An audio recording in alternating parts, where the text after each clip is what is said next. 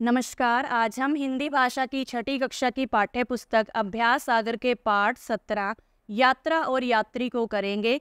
इस पाठ में हम प्रत्यय के बारे में पढ़ेंगे, तो आइए इस पाठ को शुरू करते हैं। सांस चलती है तुझे चलना पड़ेगा ही मुसाफिर, स्थान से अपने तुझे टलना पड़ेगा ही मुसाफिर।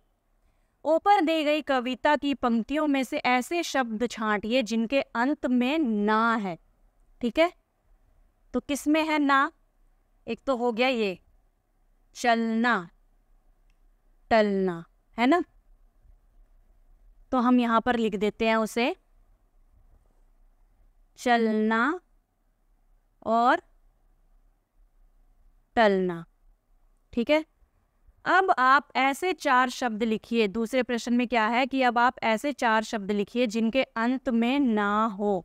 ठीक है, जैसे कोई से भी 4 शब्द लिख सकते हैं हम, जैसे खेलना। ठीक है, पढ़ना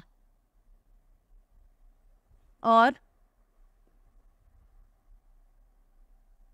क्या हो सकता है? खेलना, पढ़ना, रोकना और हो सकता है लिखना। ठीक है, इन सब के पीछे भी ना है। अब अगला प्रश्न देखिए, अगर हम चलना शब्द में से ना को हटा दें तो हमारे पास चल शब्द बचता है। ठीक है, और चल शब्द का प्रयोग करते हुए नीचे दिए गए वाक्यों को पूरा कीजिए। ठीक है, ना हटा देना है और चल को लिखना है हमें। तो ठंडी हवा चल रही है, रसगुल्ले के बिना भी काम चल जाएगा। क्या यह घड़ी नहीं चल सकती? आपके मन में क्या चल रहा है? रोगी चल बसा। ठीक है, आइए अब ना के बारे में जानें। चलना एक शब्द है और ना चल शब्द का एक हिस्सा या अंश है। ठीक है, ध्यान दीजिए, चलना क्या है? एक शब्द है, और ना जो उसमें ना जुड़ा हुआ है वो क्या है? चल शब्द का एक हिस्सा या अंश। इसलिए ना को डैश कहा जाएगा। क्या कहा जाएगा उसे? शब्दांश कहा जाएगा, क्योंकि वो किसी शब्द का केवल एक अंश है। ठीक है, इस ना की एक खास बात यह भी है कि यह चलना, टलना आदि शब्दों के डैश में आया है। किस में आया है? अंत में। व्याकरण की भाषा में ना शब्दांश को प्रत्यय कहा जाता है। क्या कहा जाता है? प्रत्यय। यानी कि जो अंत में लगा है ये ना शब्द, शब्दांश, उसे क्या कहते हैं? प्रत्यय कहते हैं। ठीक है, अब समझते हैं प्रत्यय को। वे शब्दांश जो किसी शब्द के अंत में लगकर उसके अर्थ में विशेषता या परिवर्तन उत्पन्न करते हैं उन्हें प्रत्यय कहते हैं। जैसे धन जमावान, धनवान, अर्थ में विशेषता ला दी उन्होंने। ठीक है, और धन जमाहीन, धनहीन, अर्थ में परिवर्तन आ गया, है ना? अब आप ना शब्दांश को जोड़ते हुए शब्द बनाइए। जैसे पढ़ जमा ना, पढ़ना। हंस जमा ना, क्या बन जाएगा? हंसना। बांध जमा ना, पहले यहाँ पर ना लिख लीजिए। क्या बन गया अब? बांधना, बहना, पीना। ठीक है, प्रश्न 6, नीचे दिए गए प्रत्ययों का प्रयोग करते हुए शब्द बनाइए। चाय में, इन चारों का ही हमें प्रयोग करना है। अगर चाय के अंत में हम वाला लगा दें तो क्या बन जाएगा? चाय वाला। दुकान जमादार, तो क्या बन जाएगा? दुकानदार। बीमार जमा बड़ी ई जोड़ दें तो क्या बन जाएगा? बीमारी। शान में अगर हम दार जोड़ दें तो क्या बन जाएगा? शानदार। धन में अगर हम धनवान जोड़ दें तो क्या बन जाएगा? धनवान। पहाड़ में अगर हम ई जोड़ दें तो क्या बन जाएगा? पहाड़ी। ठीक है।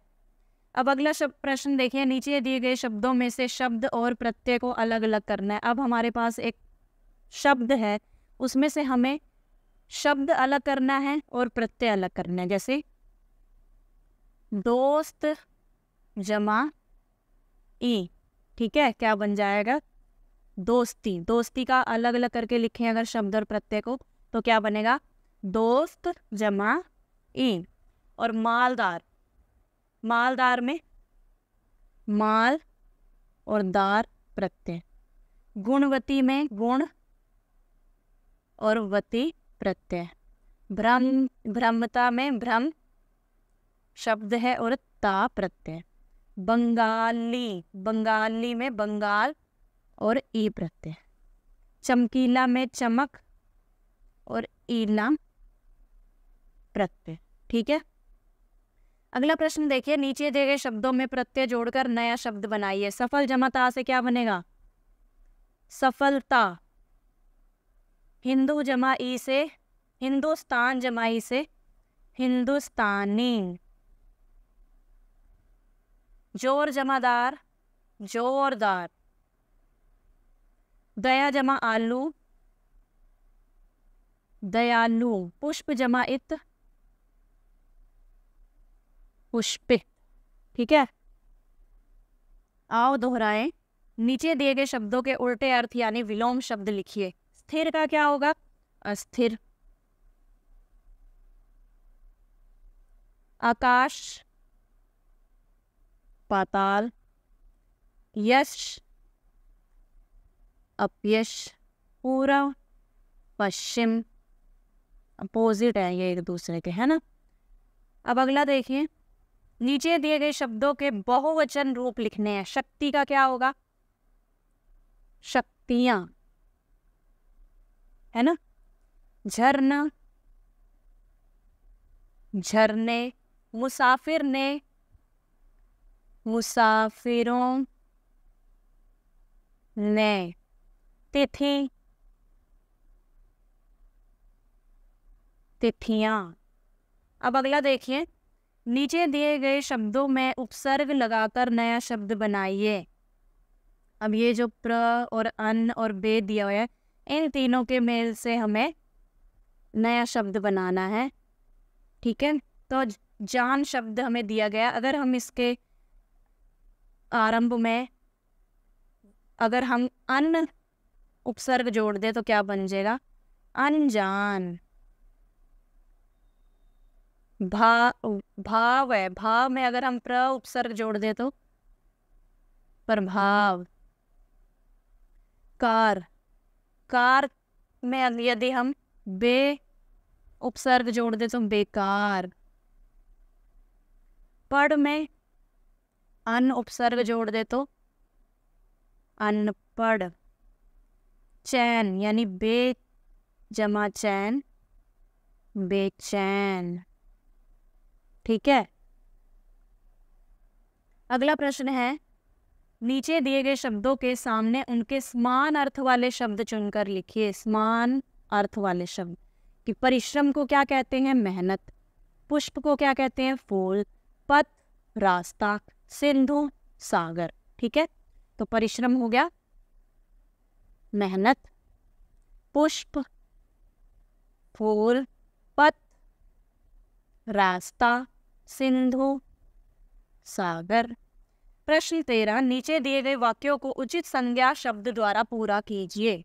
वे सभी अपने डैश चले गए। कहाँ चले गए? संज्ञा शब्द लगाना है हमें। वे सभी अपने घर चले गए। ठीक है। नदीम ने डैश का छिलका कूड़ेदान में डाला। नदीम ने इसका छिलका, केले का छिलका कूड़ेदान में डाला। सपना की डैश पर स्याही फैल गई। सपना की कॉपी पर। ठीक है। डैश पेड़ पर बैठा था। कौन बैठा था? कौवा या बंदर। सभी बच्चे डैश में बैठकर पढ़ रहे थे। कक्षा। ठीक है, अगला प्रश्न है प्रश्न 14। नीचे दिए गए वाक्यों को उचित सर्वनाम शब्दों द्वारा पूरा कीजिए। सर्वनाम, मनोज ने कहा कि डैश कल शहर जाएगा, कि वह कल शहर जाएगा। डैश खिलौने खरीदे, मैंने, मुझे, मैंने। आज अगर डैश नहीं होते, आज अगर वे नहीं होते तो हम नहीं बचते। पिताजी ने रेखा को डैश उसकी ईमानदारी के लिए पुरस्कार दिया। डैश उनकी सारी बातचीत को डैश एक शिक्षक सुन रहे थे। उनके एक शिक्षक सुन रहे थे। अब अगला प्रश्न है, आओ लिखें। मिताली अपनी दोस्त चित्रा को एक चिट्ठी भेजना चाहती है। चिट्ठी इतनी जल्दी पहुंचे कि यहाँ से भेजी और वहाँ मिल जाए। ऐसा क्या साधन हो सकता है? ईमेल। तो उसने जल्दी से अपना कंप्यूटर खोला, लेकिन उसे ईमेल करना तो आता ही नहीं था। अब वह क्या करे? तभी उसकी बहन सुहानी आई और उसने ईमेल करने का तरीका बताया। आप भी पढ़िए, तो फटाफट से आप पढ़िए कि किस तरह से अगर हमें किसी को मेल भेजनी है तो क्या क्या करना पड़ेगा। कि सबसे पहले आप अपना एक ईमेल आईडी बनाइए कि आपको मेल भेजना है तो आपके पास अपनी एक मेल आईडी होनी चाहिए। जैसे ये दिया गया mitalivarma@yahoo.com। ठीक है, अब वह वेबसाइट खोलिए जिस पर ईमेल आईडी बनाया है। ठीक है, ये वाली वेबसाइट, और अपने ईमेल आईडी द्वारा साइन इन कीजिए। ठीक है, आपको स्क्रीन पर एक तरफ न्यू या कंपोज मेल लिखा मिलेगा, उस पर क्लिक कीजिए। आपको 2 ज़रूरी सूचनाएं टाइप करके देनी होंगी। जिसे मेल करना है उसका ईमेल आईडी। अब आप किसे मेल करना चाहते हो उसकी मेल आईडी भी आपको पता होनी चाहिए, और आप किस बारे में मेल करना चाहते हैं उसका सब्जेक्ट, यानी कि आपका विषय क्या है, सब्जेक्ट क्या है मेल करने का। अब नीचे टेक्स्ट मैसेज, यानी आप जो कुछ लिखना चाहते हैं उसे टाइप कर दीजिए। जो भी आप उसे संदेश देना चाहते हैं उसे टाइप करना है, और आप हिंदी में भी चिट्ठी या जो कुछ लिखना है टाइप कर सकते हैं। इंग्लिश हिंदी दोनों में कर सकते हैं। ठीक है, और अगर आप इसके साथ कुछ भेजना चाहते हैं जैसे कोई फ़ोटो आदि हो तो उसे अटैच फाइल पर क्लिक करके ब्राउज़ करके अटैच कर सकते हैं। अब सेंड पर क्लिक कीजिए और आपकी चिट्ठी तुरंत वहाँ पहुँच जाएगी जिससे आप अपने मन की बात करना चाहते हैं। ठीक है, कंप्यूटर पर ईमेल लिखने वाली स्क्रीन इस प्रकार दिखती है। ठीक है, ये इस तरह से स्क्रीन दिखेगी। तो यहाँ पर जैसे आप किसे भेजना चाहते हैं, मान लीजिए अनीता को भेजना चाहते हैं तो anita@gmail.com उसकी मेल आईडी आपको पता है। ठीक है, पता होनी चाहिए। फिर आपको सब्जेक्ट लिखना है कि क्या सब्जेक्ट है आपका। जैसे कि हमारा सब्जेक्ट है, मान लीजिए आपकी फ्रेंड है, वो एनुअल फंक्शन में फर्स्ट प्राइज़ मिला है तो आप उसी की खुशी शेयर करने चाहते हैं उसके साथ। ठीक है, फिर आपने अपना जो भी आप लिखना चाहते हैं उसे संदेश कि मुझे पता चला कि तुम्हें एनुअल फंक्शन में फ़र्स्ट प्राइज़ मिला, कॉन्ग्रेचुलेशंस, या इसके अलावा भी और भी कोई बातचीत आप करना चाहते हैं तो आप उसे लिख सकते हैं। ठीक है, और फिर आपने यहाँ पर सेंड कर देना है तो वो आपकी दोस्त के पास, अनीता के पास पहुँच जाएगी उसी टाइम।